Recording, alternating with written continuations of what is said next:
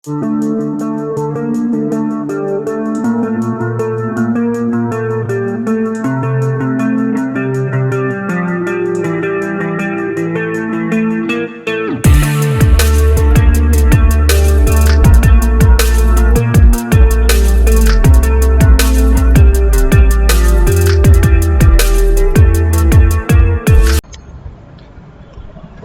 है गाइज, आज का हमारा नया टॉपिक है सम, जो कि हम अपने सी प्रोग्राम में पढ़ते हैं, जो कि हमारा एक बेसिक प्रोग्राम होता है। तो हम देख लेते हैं कि इसके अंदर कैसे क्या ऑपरेशन हम करते हैं। सो बेसिकली हम इसे स्टार्ट करते हैं अपने हैज इंक्लूड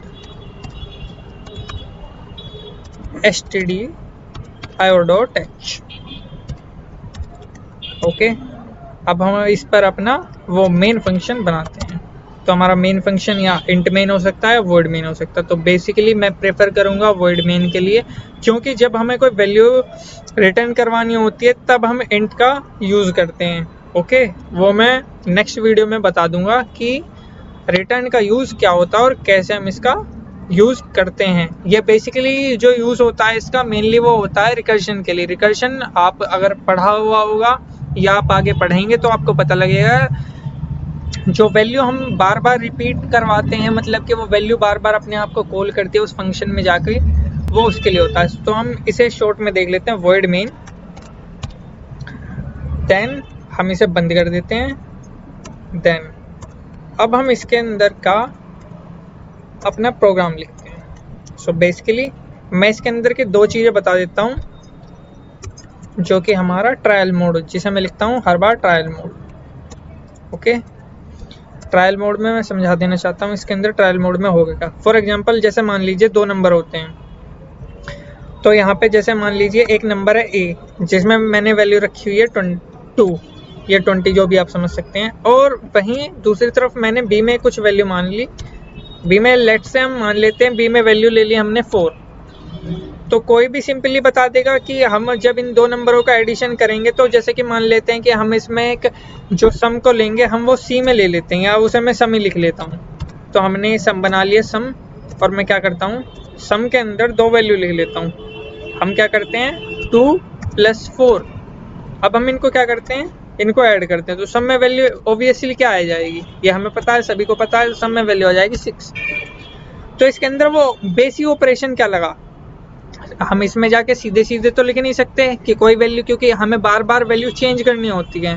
तो इसके अंदर हमें वो कोड लिखना होता है जो कि क्या करे, इस चीज़ को हमें बार बार चेंज करके वो वैल्यू दिखाए। हमने यहाँ पर इसीलिए दो वैल्यू ली हैं, एक ए और बी। ए क्या करेगा, ए भी एक वेरिएबल होगा इसमें और बी भी एक वेरिएबल होगा। ए और बी दोनों वेरिएबल क्या होंगे, ये दोनों वैल्यू किसी भी तरह के वैल्यू को कंटेन करेंगे। ओके गाइस, तो हमने 2 और 4 ये दो वैल्यू ले ली। तो बेसिक इसका जो हमारा जो फंक्शन बना वो क्या बना, हमारा ये जो फंक्शन बना वो बना sum equal to A plus B. अब ये सम नाम तो ज़्यादा बड़ा हो गया, अब हम इसका नाम शॉर्ट फॉर्म में थोड़ी देर बाद सी लेंगे, जिससे कि हमें हेल्प होगी इसे लिखने में। तो मैं अपना यहाँ पे कोड लिखता हूँ वो वाला। तो देखिए सबसे पहले हम यहाँ पे लिखते हैं उसी वैल्यू को। जैसे कि हमें दो वैल्यू की जरूरत है, तो सबसे पहले मैं दिख रहा ए और बी मुझे लेने हैं। तो सबसे पहले मैं लिख देता हूँ इंट ए कोमा बी, और मैं यहाँ से इसे बंद कर देता हूँ। ओके गाइस, अब मैं यहाँ पे लिखता हूँ वो प्रिंट स्टेटमेंट जो हमसे वैल्यू को एंटर करवाएगा। तो मैं अभी यहाँ पे लिखता हूँ प्रिंट एफ। प्रिंट एफ के अंदर में मुझे वो स्टेटमेंट लिखने होंगे। वो स्टेटमेंट आप अपनी मर्जी से कुछ भी लिख सकते हैं। मैं यहाँ पे प्रेफर करूँगा कि enter the two numbers, enter the two numbers. So आप देख सकते हैं कि हमने यहाँ पे ये प्रिंट स्टेटमेंट लिख दिया है। अब मैं यहाँ पे इन्हीं दो वैल्यू को स्कैन करवाता हूँ। तो मैंने यहाँ पे स्कैन लिख दिया। अब हमें यहाँ पे सबसे ज़्यादा ज़रूरत क्या पड़ती है, यहाँ पे हमें वैल्यू को लिखने के लिए हमें यहाँ आइडेंटिफायर देने पड़ते हैं। तो यहाँ इन दोनों के ए और बी का आइडेंटिफायर क्या होगा, यहाँ पे इनके दोनों के फॉर्मेट के आइडेंटिफायर होंगे %d। तो मैं इनके दोनों के आइडेंटिफायर लिख देता हूँ %d। सो नाउ हम इसे बंद कर देते हैं डबल कोट्स के अंदर, और अब हम यहाँ पे इनका एड्रेसर दे देते हैं, मतलब एड्रेस, ए का एड्रेस एंड देन मैं यहाँ पे दे देता हूँ एड्रेस बी का। तो मैंने यहाँ पे ए और बी का एड्रेस दे दिया। हमें बेसिकली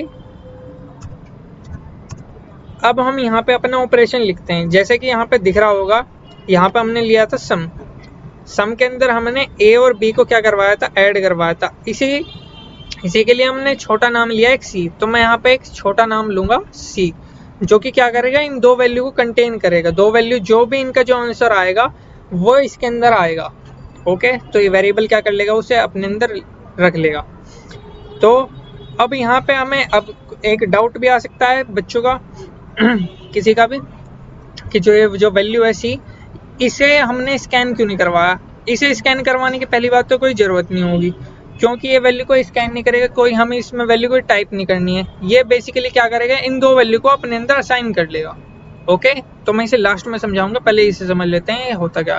तो अब मैं इसके अंदर ये काम वो जो ऑपरेशन था हम वो ऑपरेशन लिख देते हैं। तो C equals to A plus B. मैं दिखा देता हूँ ऑपरेशन बेसिकली था क्या। तो आप ये देख सकते हैं कि यहाँ पे क्या था, sum equals to A plus B. ये वही है, अगर मैं इस पे यहाँ पे बस सी लिख दूँ तो भी कोई फर्क नहीं पड़ेगा, सेम वही है। ओके, एंड देन मैं अपना वो लास्ट स्टेटमेंट लिखूंगा प्रिंटएफ, और प्रिंटएफ के अंदर वापस से वही स्टेटमेंट। अब हम यहाँ क्या हुआ है, अब हमारा सम पूरा हो चुका है। तो हम यहाँ पे लिखेंगे सम ऑफ या फिर the addition of two number. तो मैं लिखूंगा यहाँ पे सम ऑफ टू नंबर। तो सम ऑफ टू नंबर्स, तो मैंने यहाँ पे लिख दिया सम ऑफ टू नंबर। तो दो नंबर का सम क्या है।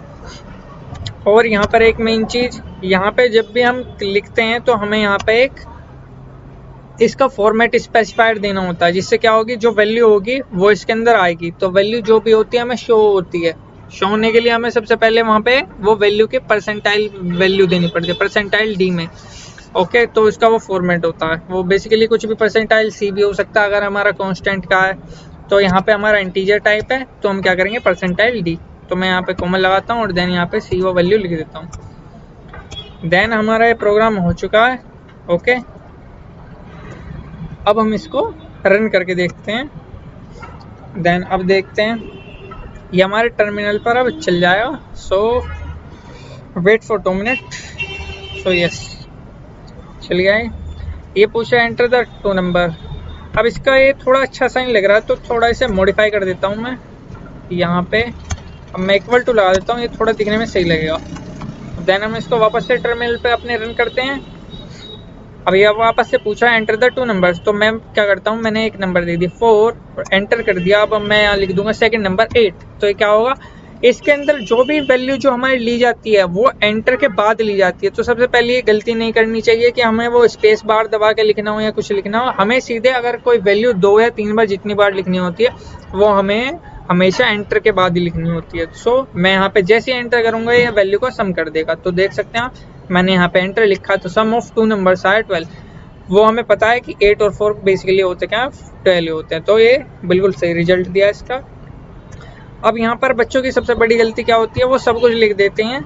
यहाँ पर उनकी सबसे बड़ी गलती होती है यहाँ पर इसका फॉर्मेट स्पेसिफायर ना बताना, क्योंकि जो सी वैल्यू होगी वो सी वैल्यू जाकर किस फॉर्म में गई है और वो है क्या, बेसिकली हमें वो देना है, क्योंकि वो वैल्यू कुछ असाइन होगी उठ के आएगी। तो यहाँ पे आप देखिए, जैसे मैं इसको रन करता हूँ ये वैल्यू तो लेगा परंतु ये वैल्यू को प्रिंट नहीं करेगा। तो देखिए जैसे मैं लिखता हूँ 4, वापस से पिछले तरह 4 और 8। अब आप देख सकते हैं कि यहाँ पे शो कर रहा है कि सम ऑफ टू नंबर्स, और यहाँ पे कुछ दिखाई नहीं दे रहा है, एम्प्टी है, बिल्कुल खाली, जैसे कि आपको दिख रहा होगा यहाँ पे कुछ भी नहीं है। और मैं जैसे कि अब इसे पिछली बार जैसे बना देता हूँ तो आपको सीधे सीधे दिखाई देगा कि यहाँ पे पिछली वाली वैल्यू में था। जैसे कि मैं अभी वापस से लिखता हूँ 2 और 4, तो ये वैल्यू क्या दिखाएगा, 6 दिखाएगा।